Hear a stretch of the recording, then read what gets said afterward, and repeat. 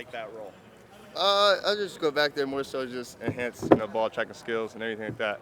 Um, there's a good chance I won't be back there at any point during the season. But emergency situation, if I need to go back there, I think I can. Did you ever return punts in high school? No. So this is brand new? Kind of. Like I said, I'm just trying to develop that skill. It's more so just helping tracking the ball, putting balls in the air. Some people get all excited about it, though, from the standpoint of they were worried about you putting yourself in jeopardy. Do you see returning punts as putting yourself into any more jeopardy than going over the middle? No, not really. I don't really understand the concept of that thing. Anytime you put a dynamic player back there, you can change the game, especially teams like that. So I wouldn't really say it's an injury risk. I think Emeka did it last year. Garrett has done it. Jackson has done it. So we've obviously had dynamic players back there. So I wouldn't think it's an injury risk at all. It doesn't sound like you're really lobbying to do it during the season, though. I mean, if I want to, I think Emeka had it last year. I think Emeka's gonna do it again this year. I'm just, like I said, I'm back there just for practice. We're all curious on where you can get better, Marvin. At least I am. Where can you get better? You seem to be in here every day, all day, every day, catching balls off the Monarch machine, things like that. Where do you feel like you can get better? There's always room to get better everywhere. Whether that's getting in and out of your breaks faster, ball skills. But I think one thing in particular that I'm kind of focused on was just making plays after the catch. They're trying to turn 5-yard catches into 20 or 20-yard catches into 60, things like that. So I think that's one thing I'm conscious about just going into next year and practicing for that. Yeah, I was in the big interview room after the game, and then I haven't talked to you since then. But was that a cheap hit on you? How do you look at that? What happened to you in the late in the third quarter of the bowl game? I don't really know. I think obviously he's just trying to make a play on the football. It's the ref's decision to make that call, whether he thinks it's targeting or not. It's kind of up to him. I'm not the one making the call. There was a flag thrown though, and it was picked up and stuff. But did you feel at least it was a personal foul that you were hitting this head, neck, and shoulder area? It's not my decision to make. I'm not Okay. the referee out there. Did it fire you up seeing that? I mean, when obviously coaches or medical people took your helmet away and play, physically, how did you feel during that period? I think just the adrenaline. You're probably in just the moment. You want to go back out there and play. But I think I definitely respect the trainer's decision to keep me out. It's in the best interest to keep me healthy. Sure. Like I said, just past football as well. I'm sure you also thought all offseason, if I'd been in there, the last drive would have been different. Yeah. Right? Yeah, I mean, I think there's always, what ifs. I know I can make an impact when I'm out there on the field. I would love to be out there, especially the whole fourth quarter of a college football playoff game, but I got to live with that at this point. Did you recover all right in the days after and all that? Yeah, I did. Just going through concussion protocol, things like that, but I was fine. I know you reacted on Twitter to the night photo that was out there. What did you think when you saw that? I just kind of laughed at it. It was kind of funny to me, given the play and the circumstance. I don't know exactly if he signed it or someone signed it for him or what the logistics of that is, but I thought it was kind of funny. You had such a big year last year, but Coach Hartline said, anybody with two eyes knows you should have won the Biletnikoff. He says you're still very hungry. What do you still want to get better at? I think, like I said, there's always room for improvement for everywhere. Whether it's ball skills, getting out of breaks faster, making everything look the same. There's always room for improvement. You can never be perfect or anything. But like I said a couple minutes ago, one thing that I'm conscious about is just making plays after the catch. Trying to extend 10-yard routes or 10-yard catches into 60-yard plays. That's one thing I'm conscious about. Does it bother you that you didn't win the Biletnikoff when a lot of people think you should? I wouldn't. Yeah, definitely does bother me because I think that's one of the things you look back on as your college career. You can point to that. I won the Best Receiver in Country Award for that year.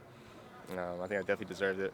Jalen had a great year as well at Tennessee, but I think I deserved it. When you hear best player in college football, I mean, you've always had high expectations in your life, but coming into this season, what goes through your mind when you hear that? Me, I'm the best player. I think you got to go out there and prove it. Obviously, last year's last year, and to have that, that honor going into the next year, it's one thing, but you got to live up to it, during the season. So that's more so I was focused about. What's it like learning to play with two different quarterbacks? I mean, as a receiver, you just got to make things work, no matter who's back there. When I came as a freshman, it was kind of a battle of three. I think Jack Miller, Kyle McCord, and CJ. So I kind of learned then, and then obviously a new battle this year. So as a receiver, just make their job easier. They can throw it to me. I'm going to come down with it.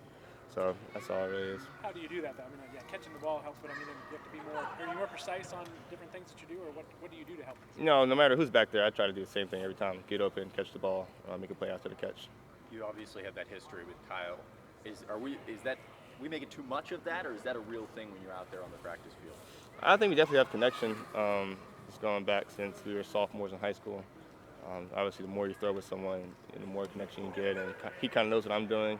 I know what he's doing. But I've developed that connection too with Devin over time. He's been here last year a little bit, and then obviously a couple practices here, and the off-season throwing with him as well. What did you like catching passes from Kyle like in high school? What did you like best about it? I think he can make every throw, no matter where I'm out in the field. I could be on the opposite side. He could be on a far hash. He can still get the ball there. Whether I'm in the boundary, he can throw the deep ball, intermediate.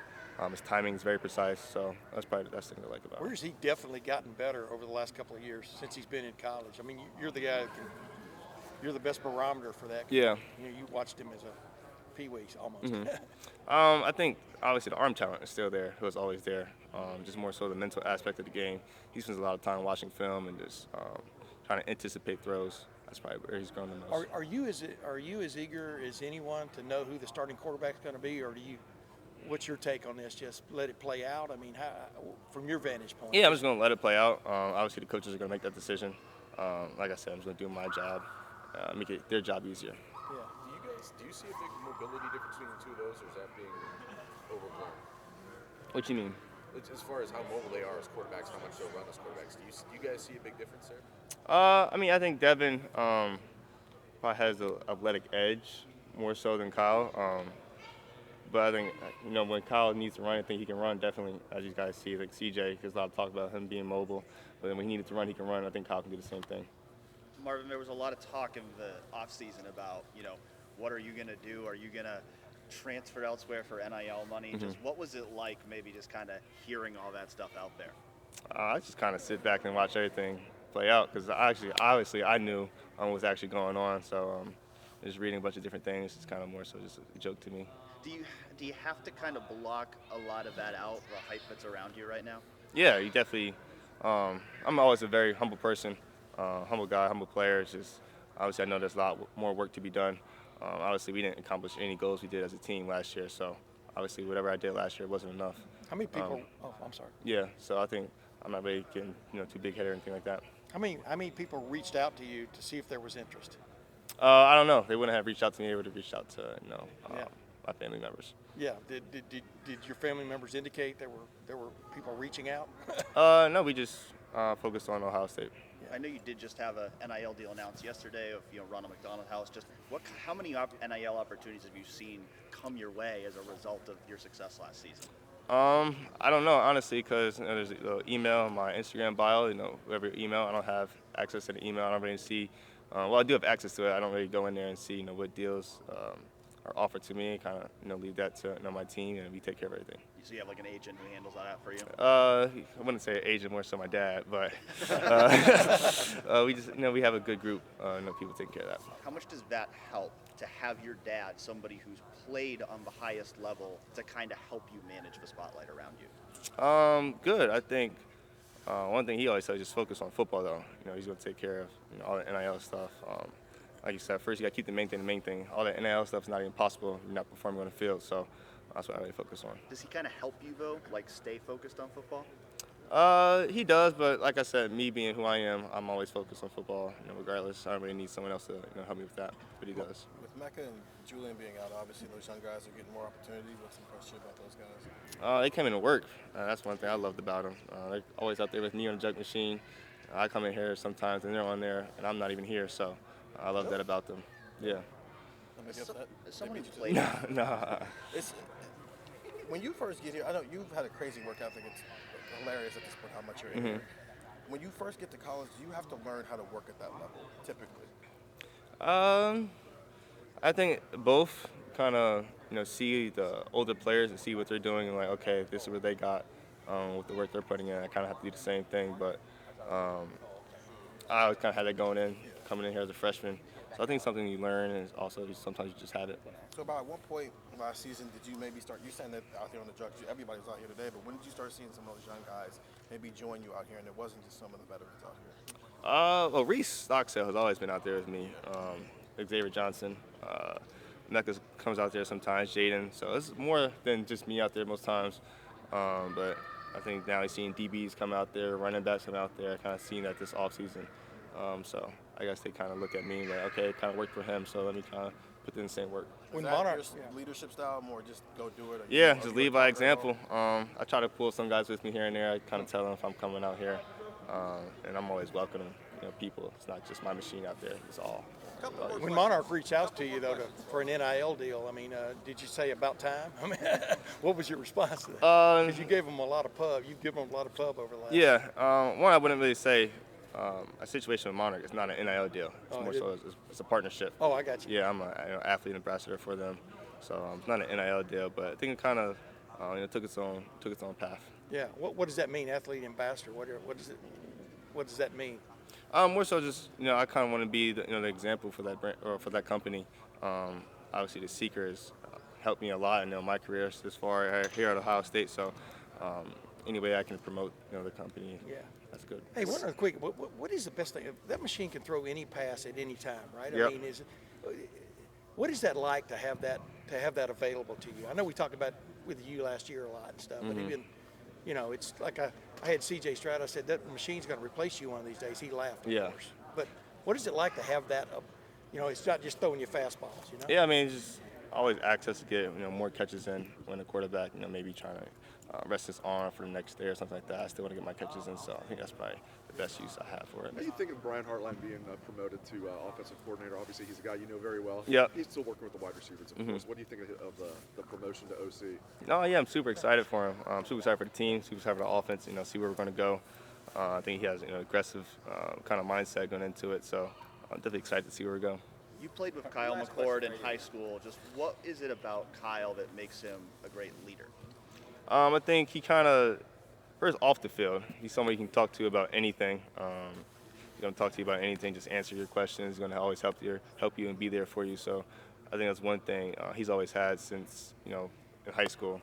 And then obviously going into college, he's developed more of a leadership role on the field and just calling people out and, just being a quarterback. So that's one thing I've seen him grow a lot. And by the way, your buddy Reese, I mean, he had kind of a tough time when he got to get into a game and catch a punt or two. Mm-hmm. What was your word of advice to him, or what was your, encouragement? Yeah, I mean, we all make mistakes. Not to throw Mecca under the bus here, but I think Mecca had dropped a punt, against Rutgers, whatever team that was, and Reese kind of went back there, and obviously a situation happened, but we've all kind of gathered around him, and we told him he's a great returner. First of all, he's a great player, a great person. He's out here working with us, just as much as I'm working. So we all make mistakes. Today I dropped the pass. He's kind of helping me out, so we do that for each other. So just teammates being teammates. Thanks, man. Marvin, thank you. Yeah, I dropped it. Thanks, Marvin. Thanks, Marv. Appreciate it. Thanks, man. Yep.